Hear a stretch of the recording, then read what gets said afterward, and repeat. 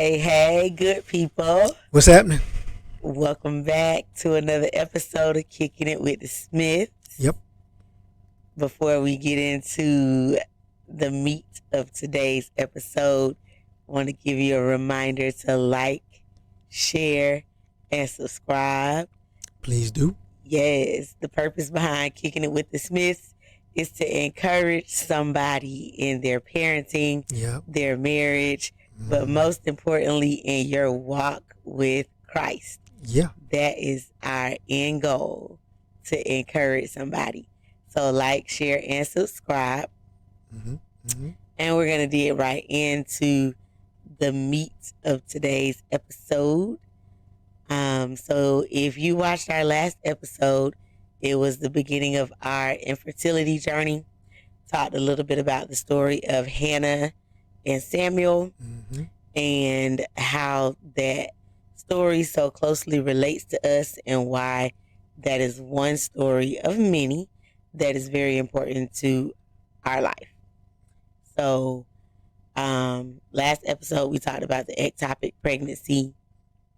Yeah. The miscarriage of the ectopic pregnancy. Yeah. And my prayer to God after the ectopic pregnancy, that was to have my birthday present for the following year to be a child.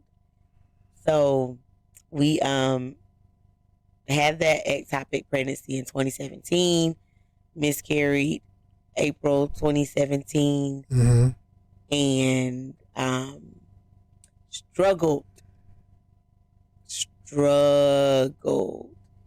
significantly in our relationship because of the ectopic pregnancy.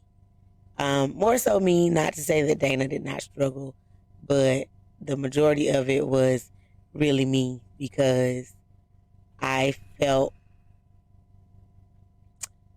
less of a woman because I could not produce and sustain a healthy pregnancy. So it was a struggle. So the story of Hannah became like my best friend at the time of the ectopic pregnancy. So where we left off last time, we had completely finished 1 Samuel chapter 1, in which no we didn't. We talked about Hannah's prayer and Hannah's vow. Yep. And how she said in verse 18, let thine handmaid find grace in thy sight. That's right. So the woman went her way and did eat, and her countenance was no more sad. So it took me a minute to come out of my depression. Yeah, that was the whole process. Even had to get spiritual counseling from our spiritual mother. We did. And it took a minute. And it's still kind of hard talking about it. It's been 6 years now, but took a minute because I saw God doing this thing for everybody else, but I couldn't understand why he wasn't doing it for me. I couldn't understand what I had done or not done that was causing him to not do it for me. So I think I probably read Hannah's story, unbeknownst to Dana or anybody else, every day until this prayer was answered. Well, I mean, it looked different for me. I remember the doctor's visit was surreal because the doctor was very nice. She said it very plainly, very nicely, but it was surreal because of just how plainly and nicely she put it, that you were kind of shocked to come to the understanding really quickly of, oh, you don't have a viable pregnancy. And, she said it right then, like, more than likely it'll, you miscarry and it'll pass. And there was some medication for pain that was given. when necessary. And I remember leaving the doctor's office very just dejected and solemn. I remember calling um, our bishop. I remember calling my pastor and his wife. Left them a message just to let them know what happened. Remember telling them that. Then, I just remember the marriage being hard because Lonnie was going through all the feelings she was feeling. And at the same time, for a husband, that's a very helpless position to be in because there's nothing that you really can do to help. And there's nothing that you can do to make it better. So, yeah, I prayed, but there's nothing else you really can do. We got counseling. We, my pastor and his wife and, Bishop, they surrounded us, loved on us. They, had sessions. We ate with them. They definitely pulled us closer. But I remember even after that, we still operated. We still went to work. We still came home, but it was just different. It was an elephant in the room. I remember saying that. He did. I remember sitting in the bed one night talking, or just no, we weren't talking. We were just sitting there, I think, and I remember looking over and just saying like, I still feel like there's an elephant in the room, something to this effect, and talking about the miscarriage and wanting to just deal with it because we kind of dealt with it, like we had the conversations and we did the counseling, but it was still there. And so I just remember going, okay, Lord, like, what's up? And it's like, okay, Lord, this elephant is still in the room. And I said it like, we just still need to deal with this because it's still this thing between us that's causing us to be off and there be a breakdown between us. Yep. It was a struggle. It was an elephant in the room, and as a wife, as a woman, it was just like I have failed us like on so many different levels. I have failed, and it was just like the enemy fighting me in my mind, like ha ha ha ha, taunting me, kind of like Penina taunted Hannah in this story. And I was like, it literally took my bishop to be like, you got to tell the enemy that he got to shut up. Those were her words. Tell him to shut up. Yeah. Stop clouding your mind with those thoughts and shut up. And I literally had to do it every single day until I overcame that enemy in my mind. I literally had to do it every single day. I literally had to wake up. Okay, you're going to shut up today. I'm not dealing with that today. I literally had to be at work. You're going to be quiet today. We're not dealing with it today. And it wasn't until I overcame it in my mind that we, as husband and wife, were able to come out of that stage of depression. Because I think it was just a depression that just kind of sat on our relationship. Because Lonnie's fighting her battle, and I'm helpless to help. You know that something's wrong, and I didn't push her. I didn't try to. Not that I remember make her feel bad, because I definitely make her feel bad because I knew it wasn't her fault. I mean, it just happened. But I definitely tried to push her along.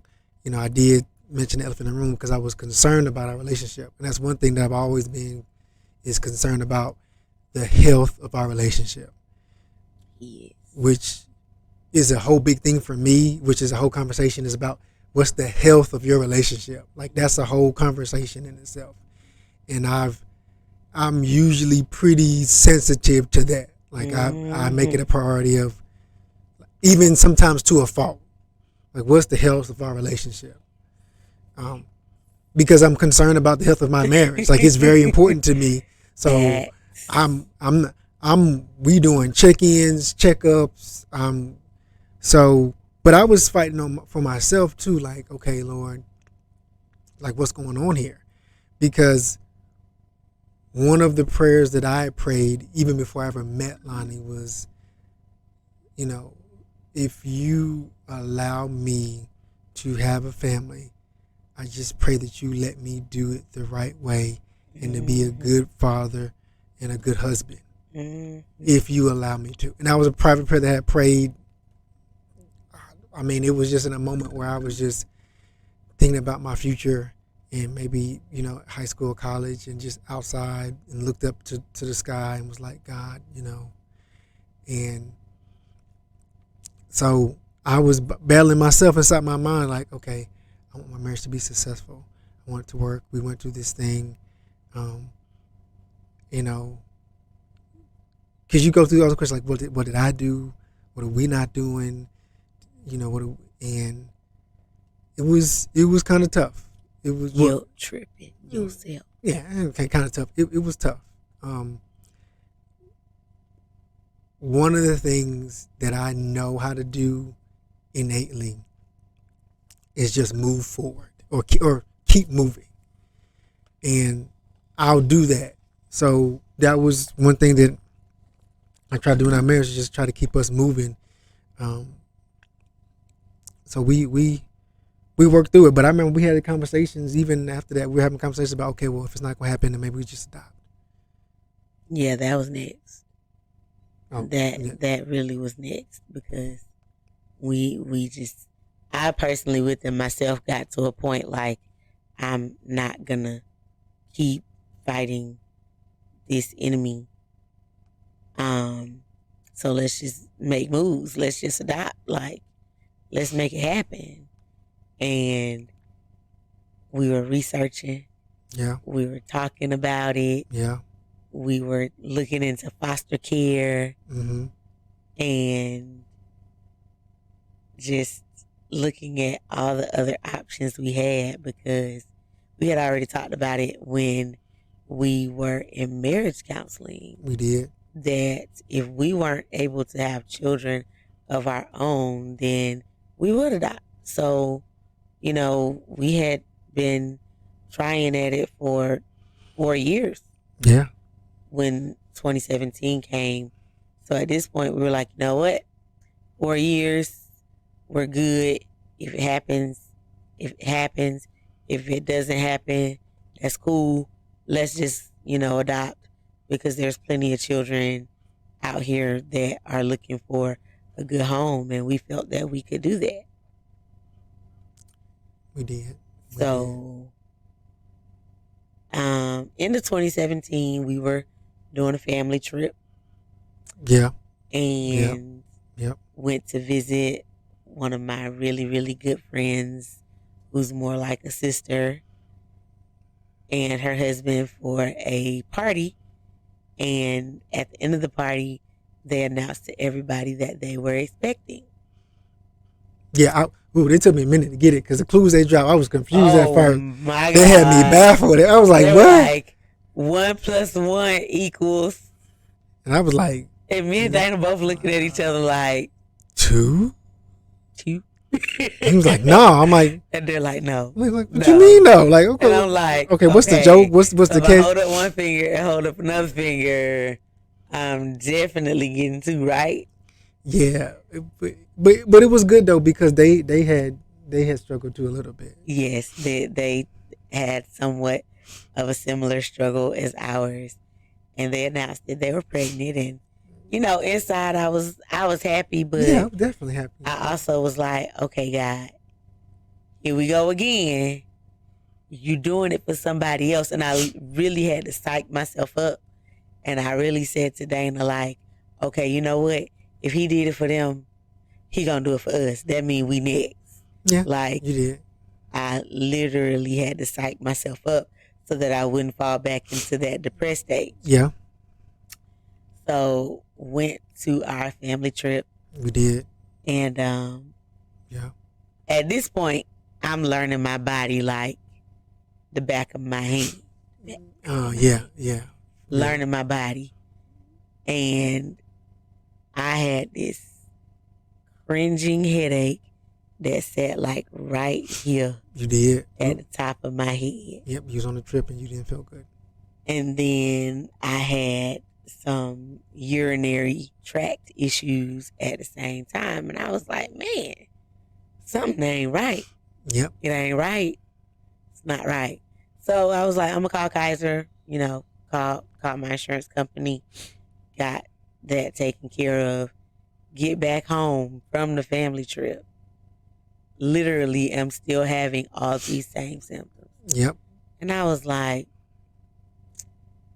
well, I'm probably not pregnant because I just know my look. But something is wrong. Something. Yeah. I mean, yeah. is wrong. So I told Dana, I was like, you know what? I'm going to get a pregnancy test and just see what happened. Mm-hmm. So went, picked up pregnancy test. Because they make you take it anyway when you go to the doctor. Yep. Like that's, I even learned that through all the trials we had, is that that's the first thing they're gonna do. Take the test, let's check that, and then we'll go to the next thing, because that could probably be the issue with women. Yep. And so I was like, okay. So. Yep. So I was like, I'm just gonna go buy a couple. I'm not gonna waste my copay money going to the doctor and they gonna burst my bubble and be like, nah. Yeah. So I took pregnancy test the following morning, positive, and I was like, okay. I was like, I'm gonna take another one later on, see if it still say the same thing. All I know is that when I found out, she had taken several. Oh yeah, by the time you found out, I had taken about 6, and then I took one like every week until I went to the doctor just to be like, she did. I need to know because She did. I know what happened the last time. Like, still pregnant. Yep. So finally get to see a doctor and they confirm it by ultrasound, and there was a cute little butterbean in there. Yep. And that was child number 1. Well, I mean, that wasn't the whole thing, though.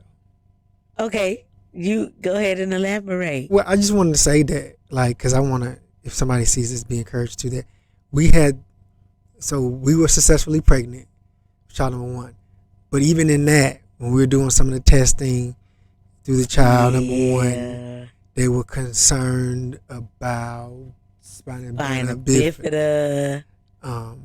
It wasn't a high chance, but it was that, and it was the chromosomal. Yep. So, ironically, in some genetic testing, we found out that I have an inverted chromosome, which more than likely led to the issues of fertility or infertility. Yep.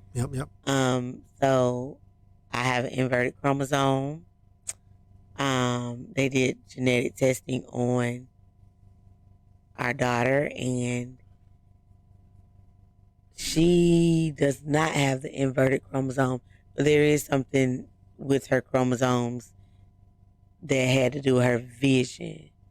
Yeah, but later on in life, but they weren't concerned. They said it's it, super rare. It's super rare, and like a low chance. They said, but I remember the spina bifida because when there was a chance that could be true, that kind of alarms you. It triggered you. It did. It was a trigger. And I was like, nope, it's gonna be okay. I said they think it's a chance. It's not for sure. It's gonna be fine. And I remember like, no, it's gonna be fine. And you were kind of triggered. And I remembered, First lady was like, that baby fine. Yep. And she was like, Jehovah has the final say. That baby fine. And she was like, you need to play I Have No Reason to Fear right. every day until you get it in your brain that Jehovah has the final say. And I was like, okay, I believe you. I hear you. And the baby's fine. Jehovah had the final say. No spina bifida, no deformities, no abnormalities with our first child. And through all that whole ordeal and that, we had a child. My wife did naturally. Oh, yeah. Yeah.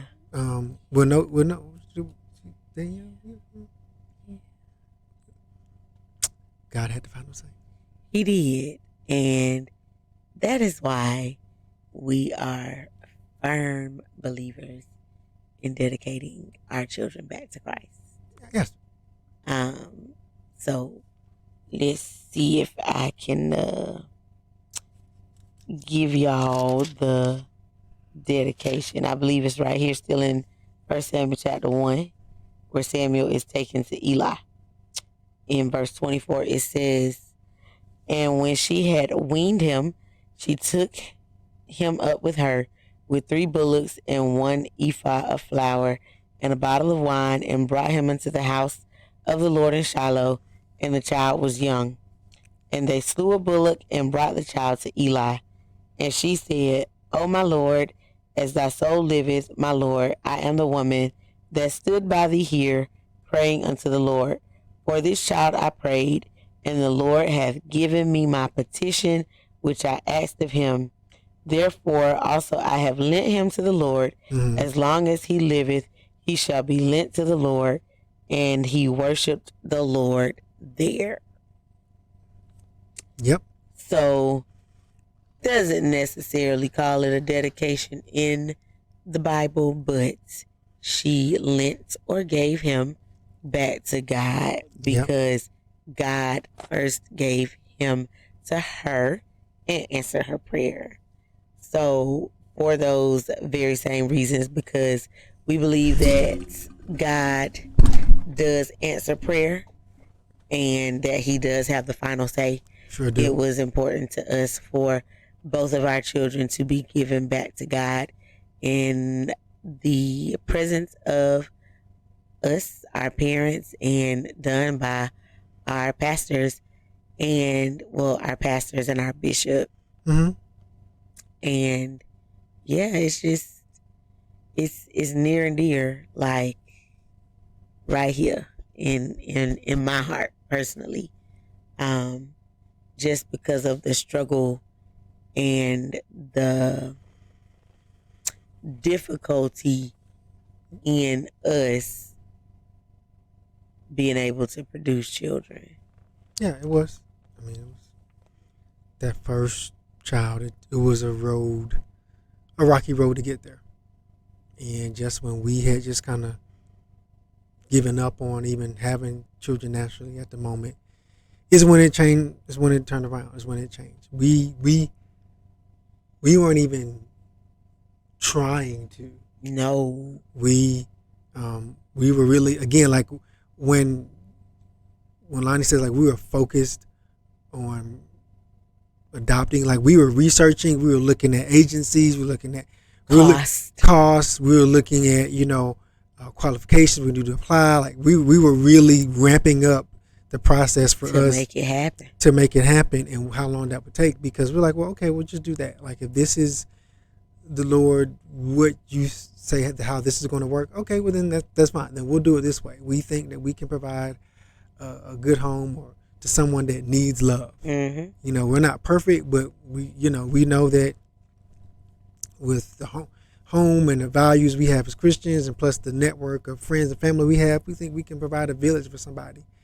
And as we were really researching that, I mean, we're sitting there looking it up online and this and that, and inquiries.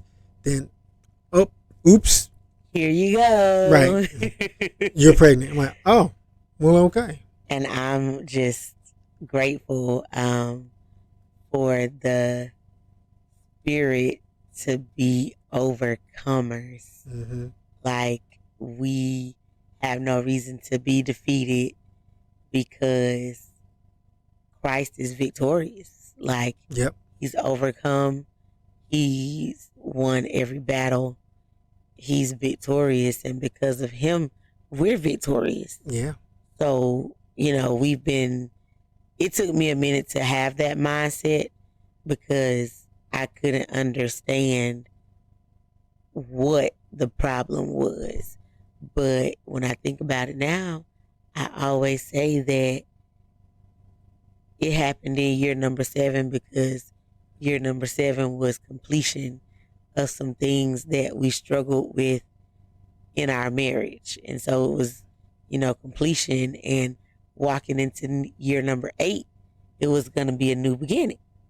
So I understand that now where we are in our marriage, but it did take some time and some prayer and some counseling and some guidance and some revelation from the Holy Spirit for me to get there. It was not an overnight process, but we can overcome.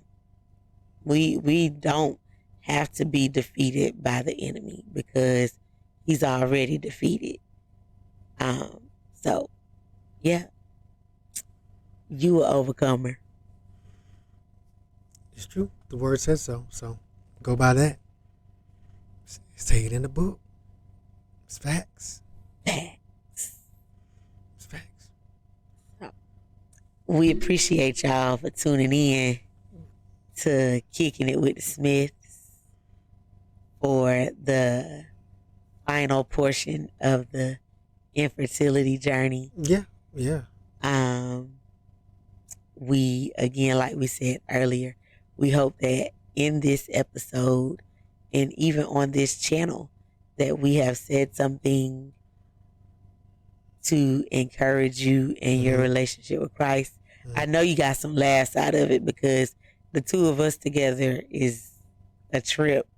We always laughing, always joking, always cutting up. All the time. All the time. But our main goal, as we stated earlier, is to encourage you to keep striving and to keep making leaps and bounds in your relationship with Christ. That's right. That's right. So, like us, subscribe, share, yes, comment, do all the things and the stuff. Tell the people, someone you know, because we'll be coming back again, and on a regular basis, just sharing with you, talking with you, doing some different things that we've thinking about planning for the channel. So yeah, please join us. Yes, join us for hashtag Kicking It with the Smiths.